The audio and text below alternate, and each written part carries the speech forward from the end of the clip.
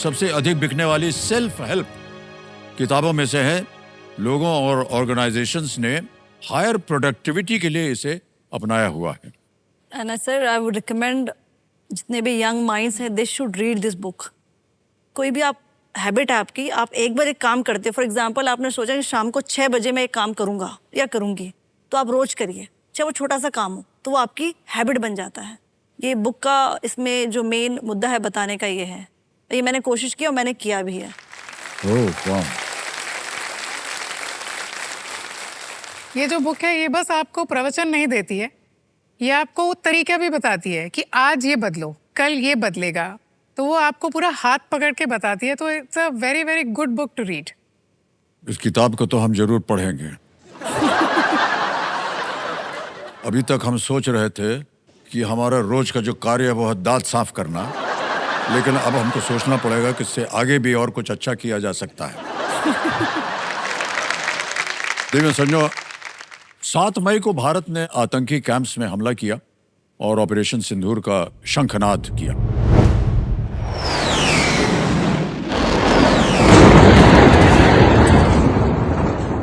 और ये ऐलान किया कि अब भारत दबता नहीं किसी से। अब भारत दबता नहीं किसी से, अब भारत का दबदबा है कि नहीं?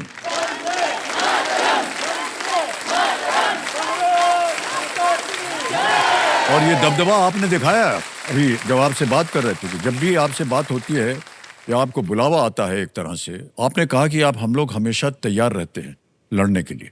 और हम जानना चाहेंगे आप सबसे कि जब आपके सामने ये बुलावा आया तो आपके मन में क्या चलता है? सर जैसे 6 और 7 मई की जो रात थी जी, उसमें जैसे कि ब्रीफिंग वगैरह में भी बताया गया कि ये वक्त आ चुका था कि हम एक करारा जवाब दें।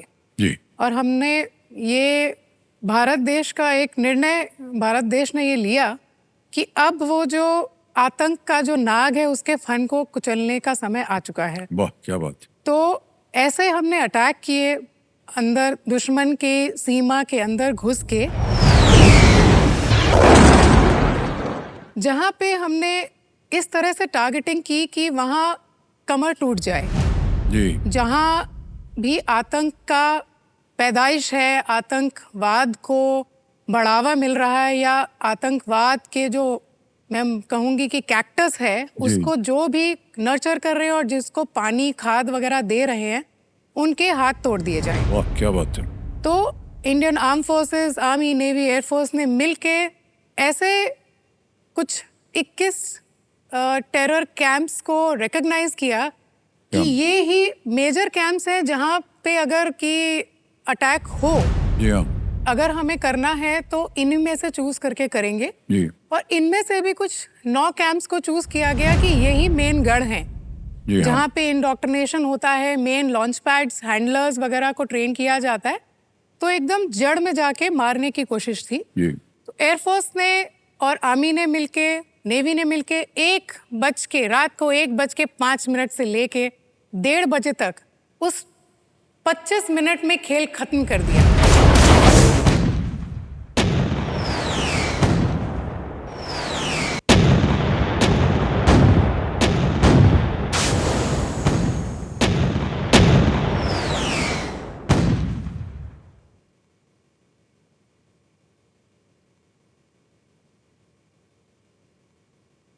वाह क्या बात है।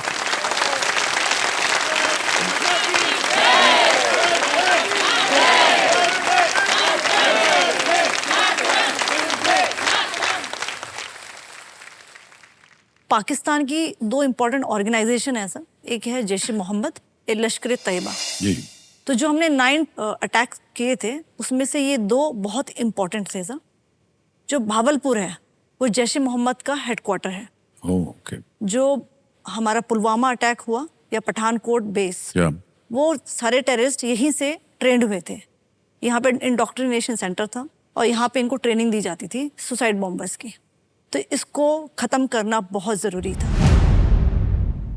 उसी तरह लश्कर ए तैयबा, इसका जो हेडक्वार्टर है वो मुरीद के पे था। मुरीद के में आप सबने सुना है अजमल कसाब का नाम। जी और डेविड हेडले जो मास्टरमाइंड था 2008 मुंबई अटैक का, वो भी यही ट्रेंड हुआ था। तो आप समझ सकते हैं कि ये दोनों हेडक्वार्टर को खत्म करना कितना जरूरी था। बिल्कुल। बोला ही नहीं, करके दिखाया।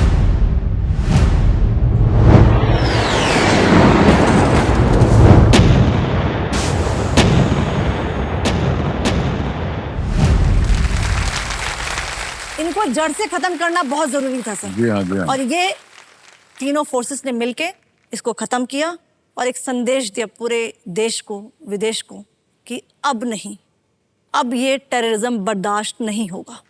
क्या बात।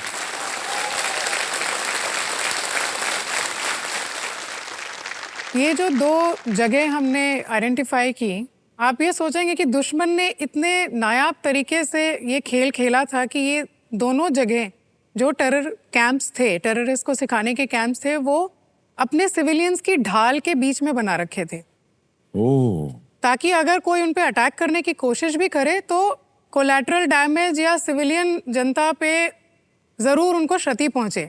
लेकिन India being a peace loving country, हम ये बिल्कुल नहीं चाहते। हम तो बस टेरर से हमारा वो है। जी, हम जी। तो चाहते हैं हम अपने सारे पड़ोसी देशों के साथ एकदम सिनर्जी के साथ रहे। जी। हम आखिरकार एक ही मिट्टी के बने हैं। हाँ जी। तो हमारे पास इस तरह के नई टेक्नोलॉजी के वेपन्स आ चुके हैं। एक नए भारत की बात जैसे मैम ने की थी, इतने अच्छे वेपन्स हैं, इतने प्रेसिजन वाले वेपन्स हैं, long range precision guided weapons कि मुरीद के जो इतना फैले हुए एकदम इमारतों के बीच में उन्होंने एक टेरर कैंप बनाया था, वहाँ उसके एकदम बीच में जाके अटैक किया, जो आपने 4 वीडियोस भी ब्रीफिंग में दिखाए गए थे। जी जी। बस टेररिस्ट को क्षति पहुंची है, आसपास जो आवाम थी उनको कोई फर्क नहीं पड़ा। तो इससे हमारा संदेश एकदम क्लियर था। आमतौर पर युद्ध में एक ये बड़ा सवाल उठता है कि सिविलियन जो है उसकी दशा खराब नहीं होनी चाहिए, उसके ऊपर अटैक नहीं होना चाहिए। जी, इसकी देखरेख करके आपने वहां अटैक किया और सफल हुए, ये बहुत ही बड़ी बात आपने अचीव की।